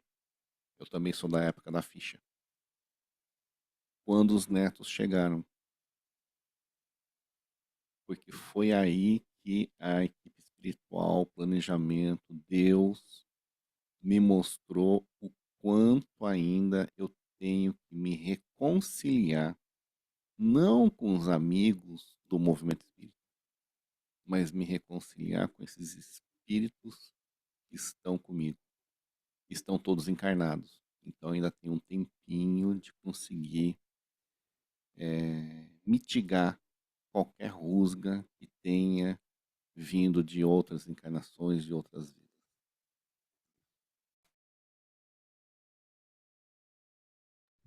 Muito bom, gostei. Realmente, a maior parte das vezes é fuga mesmo, né? Porque é uma forma da gente não se sentir culpado de não estar dando conta das nossas tarefas. A Elisete também está com a mão levantada. Eu amei, né, a fala do Saulo, né, vem de encontro com o que a gente acredita, né, e essa fala que eu falei aí da questão do avô e avó, eu sou muito cobrada, né, pelas pessoas, porque meus netos moraram comigo dentro de um quadro de necessidade durante cerca de 10 anos. Agora o pai se organizou, levou os filhos, porque era tudo que ele queria. Vocês acreditam que as pessoas me cobram isso? Como é que você deixou? E sempre diziam para mim, você é mãe do Agé? Eu falei, não sou. Eu procuro ser uma boa avó. Essa verificação de papel ela é importantíssima, né, para as nossas vidas e também não se apropriar do discurso enlouquecido das pessoas, que eu não sei porquê, que é também uma fuga, você não vivenciar o seu papel. Mas na questão aqui você estava falando eu chamo de centralização de poder. Essas pessoas que ficam em cargos e em cargos, e só ela que sabe, e ela atravessa trabalho, e isso aí, gente, traz um efeito colateral horrível, compromete até o conselho, compromete a vida da própria pessoa e de todas as pessoas. Uma, porque não é ousado bastante para fazer isso que vocês acabaram de falar, né? De procurar ser parceira dessa pessoa, para diluir essa vaidade, porque às vezes é em nome da vaidade, não é porque ela acha que é em nome da vaidade. Tem pessoas que querem status e levanta uma bandeira que não é dela, né? A gente não tem que levantar a bandeira, a gente tem que vestir a camisa da doutrina espírita. E quando isso acontece na casa espírita, em torno dela, isso vai como um efeito dominó, às vezes, principalmente em casa pequena, né? Em comunidade, cidade pequena. Estou aqui em Miguel Pereira. Isso é muito, muito difícil. Eu vejo que jovens e crianças e até adultos saem do movimento espírita, vai para a Umbanda, vai para o Candomblé. E qual é a questão? Estou abrindo, né, o leque, né, para a gente ver o tamanho da consequência. E o que acontece na Umbanda, no Candomblé? São acolhidos, são ouvidos. Às vezes as pessoas chegam para mim e falam assim, recentemente uma amiga aqui, né, porque todo mundo é amigo, acaba até sendo irmão, né, nas cidades pequenas. E irmão ser mesmo, né? Então, eu disse, eles me ajudam, que eu estou vendo, o meu irmão morreu, mas está lá, estou vendo ele até com a bengala. Tá. Eu falei assim, mas você está indo lá na casa espírita. Aí ela falou assim, mas ninguém me escuta, ninguém nem me cumprimenta. Então, mas a gente tem que ter esse conceito de família, né? Orquestrado pelo amor que Jesus nos ensinou, ele tem que dinamizar a nossa vida na casa espírita, dinamizar na família e na casa espírita. Não é porque a gente está aí na casa espírita, a gente está salvo, né? Como se a gente estivesse indo para uma igreja, cumprindo com uma obrigação, né? Rezando terço da sabedoria que é a doutrina espírita e não coloca em prática. A gente tem que rever esse nosso papel para que a gente vivencie a verdadeira fraternidade, senão Kardec vai ser demitido da casa espírita. Muito bom. Márcia está com a mão levantada. Fala, Márcia. Espera aí, bom dia, amigos. Eu não tenho muita afinidade aqui com o Zoom, então deixa, daqui a pouco eu baixo a mão. Eu gostei muito do Saulo, aliás, eu gosto muito de ouvir o Saulo, né, como eu falei. Vocês estão me ouvindo bem? Gostei muito dessa fala sobre a qualidade, o tempo de qualidade, né, que o Saulo usou, falando da gente se aproximar dos filhos, como a amiga acabou de falar aí, essa questão do acolhimento, né, dos nossos próximos. A minha filha ficou radiante quando ele falou que a gente precisava saber qual é a série que é favorita. Aí a minha filha falou, você sabe qual é o meu jogo favorito? Eu falei, pronto, o Saulo me arrumou um problema agora. Eu não tenho muito tempo para isso, né? Porém, é a importância de se tornar interessante, né? Trazendo isso para dentro da nossa casa espírita, eu percebo muito conflito de gerações. Tem muita. Eu, por exemplo, estou aprendendo a usar essas ferramentas todas, né? Tenho mais intimidade com o Meet, instalei o Zoom hoje para estar aqui com vocês, que eu já tinha até desinstalado, porque eu uso muito o Meet nas nossas reuniões do Centro Espírita Miguel. Eu percebo o conflito de gerações, de pessoas que sabem mais, são mais jovens, e de pessoas que estão tentando aprender, assim como eu, e tem pessoas com mais idade, né? E aí vai tendo até um certo afastamento, porque as pessoas vão usando nomenclaturas, por exemplo, como eu vi recentemente, a pessoa falando sobre, eu vou usar IA para fazer uma arte de não sei o quê. Eu levei um tempo para entender o que é IA, e a pessoa falou com naturalidade dentro de um grupo variado, IA é inteligência artificial. Então, assim, tem que ter muito cuidado para quem está na coordenação, principalmente, de usar palavras que abranjam a todos, como o Saulo fala tão bem, né? Ele acaba abrangendo a todos nós, né? A gente consegue se identificar em todas as falas dele. Então, é importante, dentro da casa espírita, que a gente use uma linguagem que seja acessível, cuidado com as ferramentas, que são muitas, mas que nem todos têm acesso ainda, né, para poder... E ter um entendimento, claro, senão você se sente excluído até da conversa, né? E por falar em exclusão e ferramenta, e acolhimento também. A minha filha mais velha, por exemplo, ela participava de um grupo dentro da casa espírita, adolescente, pandemia, ela sempre foi muito retraída, e aí ela parou de interagir com o grupo. A pessoa lá responsável pelo setor achou que ela, não interagindo mais, que ela poderia ser excluída do grupo e voltar numa outra situação. Ela se sentiu abandonada ali, em plena pandemia, e escolheu participar do candomblé, e lá ela foi muito bem acolhida.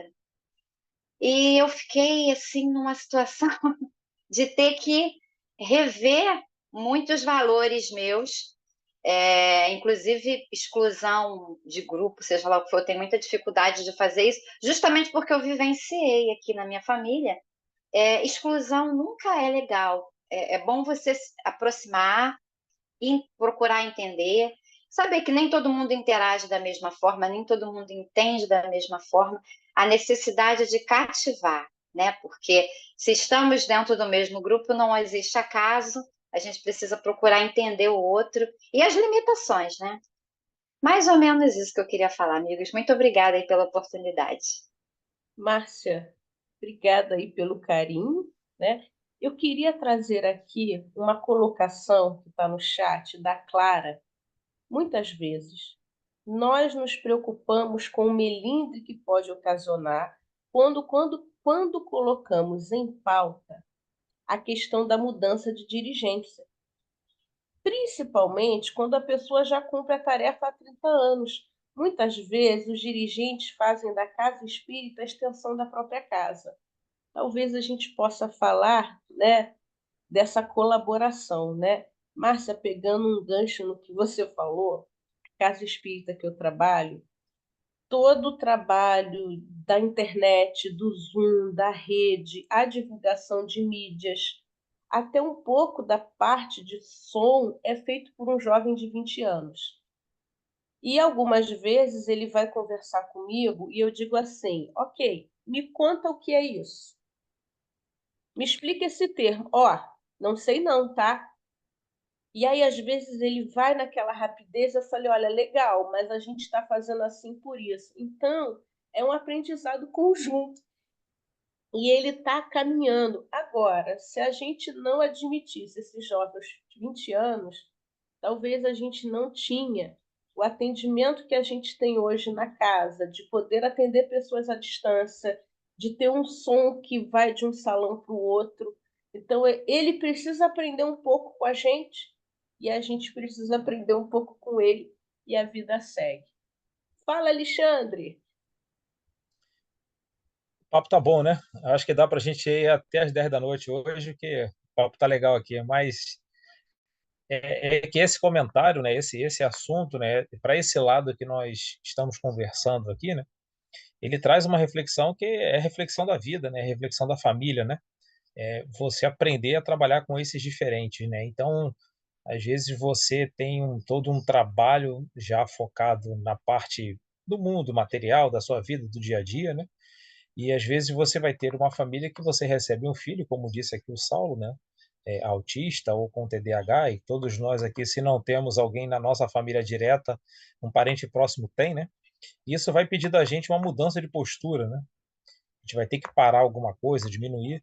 E aí lembra aquilo que você estava falando, né, ô Karina, da roda da vida, né? Que você, né, no estudo que você estava preparando, né?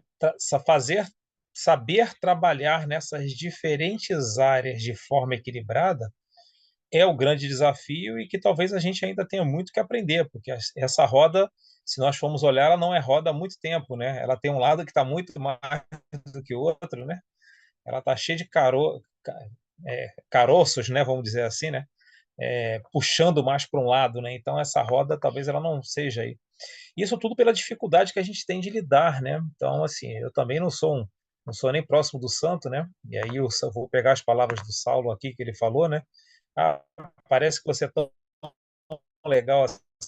Depois pergunta para minha esposa aí, mas deixa eu sair de perto, né?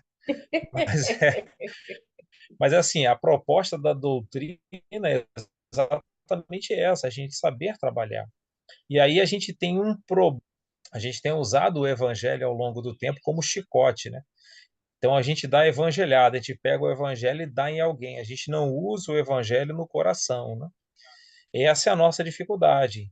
Então a gente não sabe lidar com o outro, com a diferença, e a gente tem espantado as pessoas da casa espírita. Se a gente for olhar em termos de números, a gente é espírita. Por quê? Nós não aumentamos o número de integrantes da doutrina. E não estou aqui fazendo competição. Eu só estou corroborando com você e concordando, dizendo o seguinte: a gente não tem chamado as pessoas, a gente tem afastado as pessoas. Mas o afastado é porque a gente tem usado o evangelho como chicote. É a dificuldade nossa de falar para uma mãe que fez aborto das consequências espirituais disso. A gente usa como evangelho. Você já era, você vai para o brau, de lá tu não vai sair, e já era, se perdeu, a encarnação da... Calma, não é assim a coisa, né? A doutrina espírita não fala nada disso, é que a gente pega isso e usa essa coisa como chicote, né? E claro, a pessoa que está com aquela dor, nunca mais ela volta. E isso é verdade para o drogado, para a pessoa que é alcoólica, quem tem problema na família. A gente não usa isso com esse carinho da doutrina, né? A gente usa essas coisas como chicote. Então, aí também Isso tudo aí vai falar assim, pô, Alexandre, desviou do que a gente está vendo, que não faz exatamente como nós, né? Como a gente, e a gente quer fazer tudo porque só eu sei fazer. Isso também é o chicote. Só eu sei fazer, só eu faço. As pessoas vão embora. E aí chega aquela brilhante conclusão que vocês já viram, pelo jeito aqui da nossa conversa, né? Pelo rumo da conversa, vocês já viram isso? A gente chega lá na frente e fala, eu estou sozinha, ninguém me ajuda, eu sou o único que sei trabalhar, né? O que está acontecendo? Não, o que está acontecendo é que só você quer fazer tudo e as pessoas fogem, né? Então, que a gente possa pensar nisso, né? Nessa roda da vida, e aprender a trabalhar com o diferente, né? Porque falar é ótimo, né? O difícil é você estar ali, como disse a Karina, né? O jovenzinho sabe muito do IA, né? Mas peraí, o que é IA, meu filho? Calma, diminui, né? É a inteligência artificial. Vamos ver como é que esse negócio funciona. Explica aqui para tia como é que funciona o negócio. E a gente vai caminhando junto. Mas já falei demais, Karina. Muito bom, gente. Alexandre me ajudou aqui, porque existe uma ferramenta chamada Roda da Vida. Essa ferramenta tem sido muito usada por terapeutas diferentes. Ela tem uma finalidade, são apresentados diferentes setores que nós devemos ter alguma participação. Nenhuma roda da vida ela se equilibra completamente. E nós sabemos que existem situações da vida que a gente é levado a atender mais uma área que a outra. Mas essa roda, eu vou aqui compartilhar com vocês. Eu até coloquei o link ali no chat para depois, quem quiser olhar. Ela é interessante. Vou colocar aqui, só para vocês verem. Ela é uma roda. E aí ela tem os setores. Se vocês perceberem, online dá para fazer. Olha a espiritualidade. Se eu colocar 10, olha o verdinho ali aumenta. Saúde. Vamos fazer de conta que eu cuido 10 da minha espiritualidade. Vou ao centro da semana. Ai, gente, mas saúde está 1. O que isso vai acontecer na minha vida? Eu estou cheia, né? Ah, não, então, sei lá, vamos fazer de conta, depois que eu fiz essa roda, eu descobri que eu tenho que cuidar um pouco da minha saúde. Pelo menos 7. Ah, mas e desenvolvimento intelectual? Bom, eu tenho um momento na minha vida que eu leio um livro, que eu estudo, que eu faço alguma coisa. Então, eu acho até que o desenvolvimento intelectual, né? Ah, mas de repente eu tenho uma boa espiritualidade, meu desenvolvimento intelectual está 0, porque eu não leio nem a página do Evangelho. Aí começa a haver um desequilíbrio. Equilíbrio emocional, eu tenho algum? Ou eu sou aquela pessoa que solta logo uma bomba quando falam comigo? Eu tenho um propósito? Eu tenho um objetivo na minha vida ou eu faço tudo por fazer? Isso é algo importante, né? Esse é o propósito. Eu tenho algum cuidado com as minhas finanças? Ou eu saio gastando tudo sem se me importar? E aí, quando fico em dívida, penso que é da vida passada.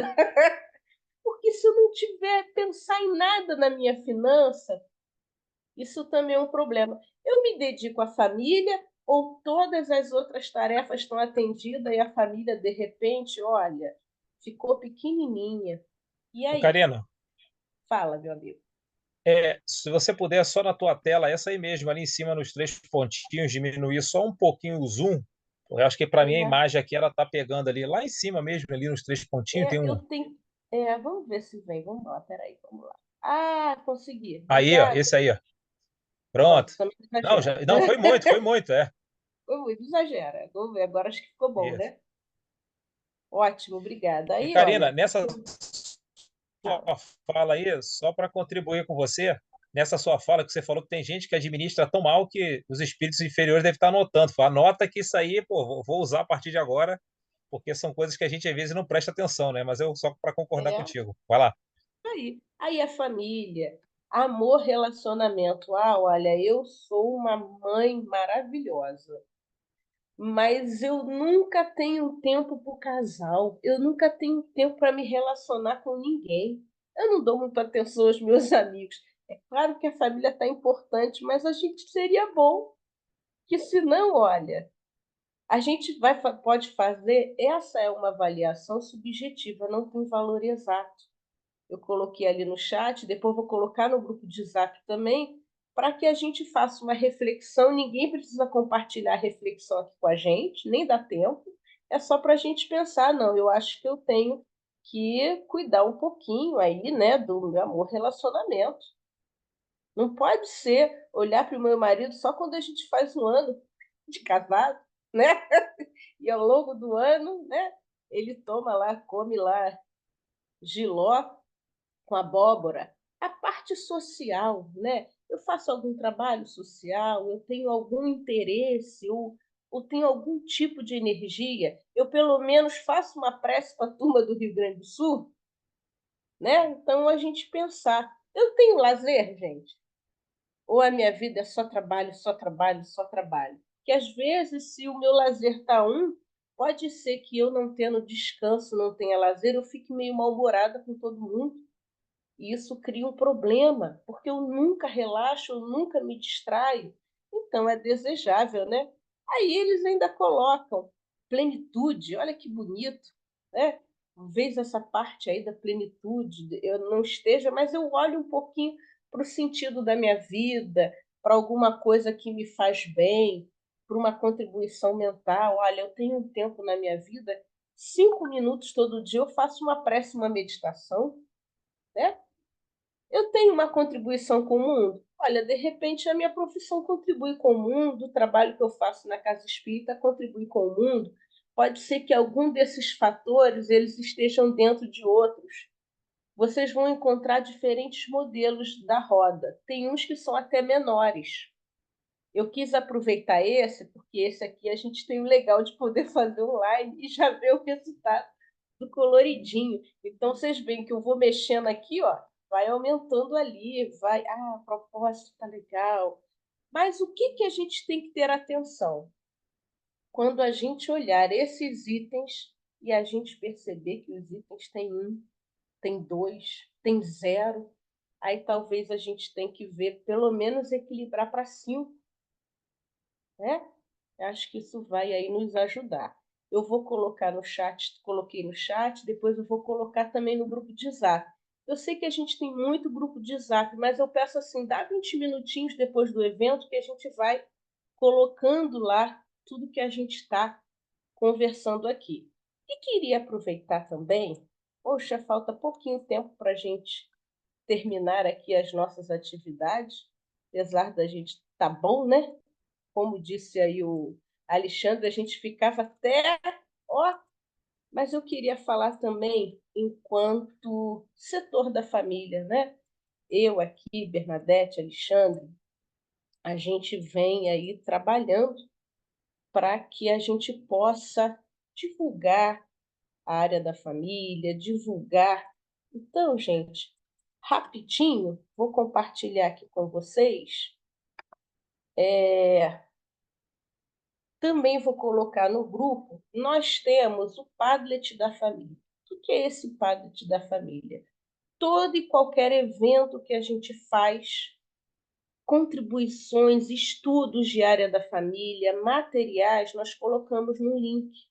Então, esse trabalho que a gente fez hoje vai para o nosso Padlet amanhã também, vai para o TVCERJ. Então, isso é uma chance de divulgar nas casas espíritas todo o trabalho que vem sendo feito. Ah, eu perdi. Então, tem capacitação para ser evangelizador da família lá, tem materiais, cadernos de atividades que já foram publicados no ENEF para ajudar na evangelização, sugestões de música sobre família e uma quantidade muito grande de live. Mais ainda, tem 2 grupos de Zap que vocês podem usar para falar com a gente também.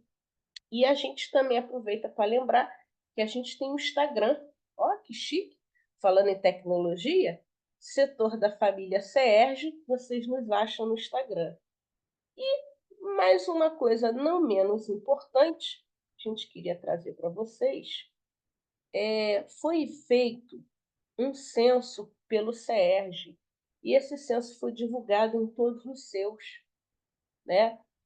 Embora a gente não tenha tido ainda 100% de resposta, a gente percebeu que muitas casas espíritas responderam que não tem uma evangelização da família ou estudos da família na casa espírita. Então, a gente está dizendo assim para vocês, também vamos colocar lá no grupo de Zap. Você quer implantar a evangelização da família na casa espírita? Não sabe por onde começar? olha, estou perdido, mas gostaria de implantar esse trabalho, agenda com a gente um bate-papo. Depois que inventar o Zoom, a gente vai a qualquer canto do Rio de Janeiro, né? Então, vou deixar também esse cartaz no nosso grupo, setor.família2020@gmail.com. E tá chegando ao fim. Ah, antes da gente fazer aí a nossa prece, a gente quer trazer também aí um poema para aquecer o coração. Olha só, vou estar abrindo aqui. Vou ver se abriu. Para que a gente possa. Oi. Pronto, muito bem. Pronto.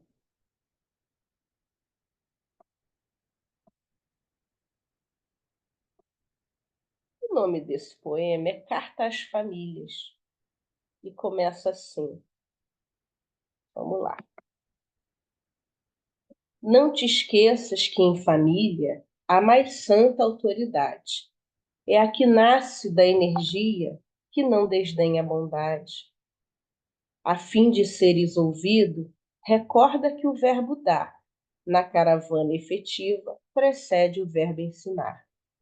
Jamais te queixe dos teus, seja em qualquer confidência.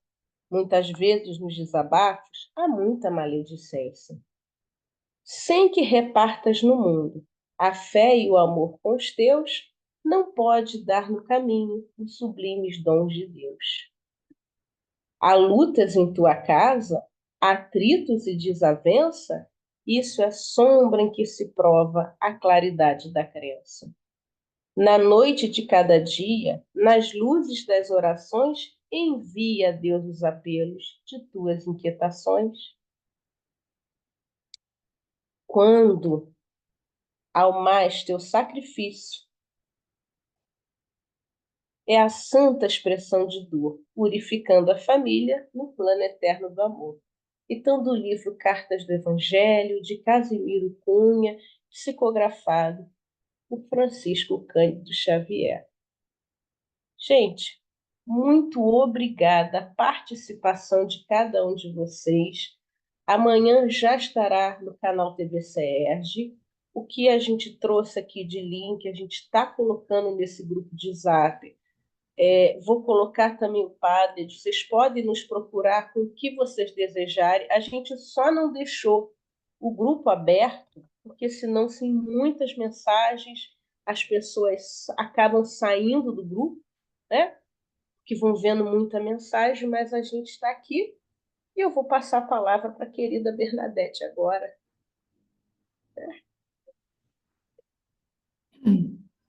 Então, vamos elevar nossos pensamentos, agradecendo a Deus por essa manhã tão linda que tivemos aqui, não só com o sol material, mas também com essa energia brilhante e esclarecedora sobre esse tema tão importante, sobre os nossos papéis, sobre os nossos limites, sobre as nossas responsabilidades. Senhor, pedimos muito que o Senhor consiga nos ajudar a termos mais consciência de nossas tarefas, daquilo que assumimos, para darmos conta daquilo que realmente precisamos realizar em nossa encarnação.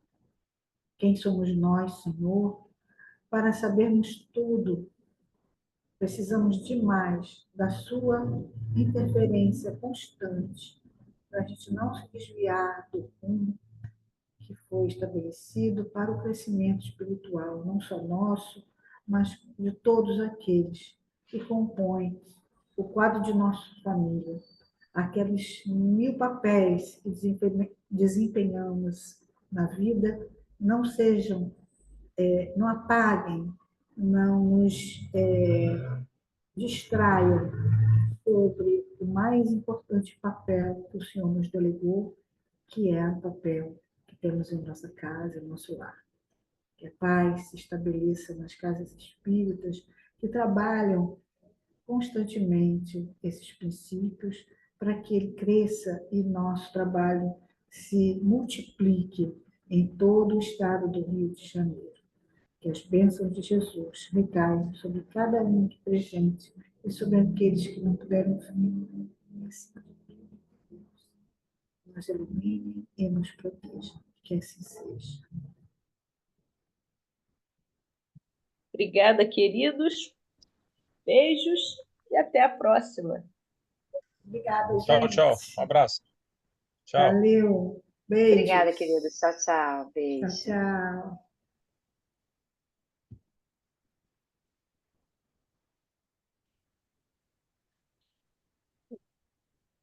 Bom. Muito bom, muito bom. Deixa eu parar a gravação.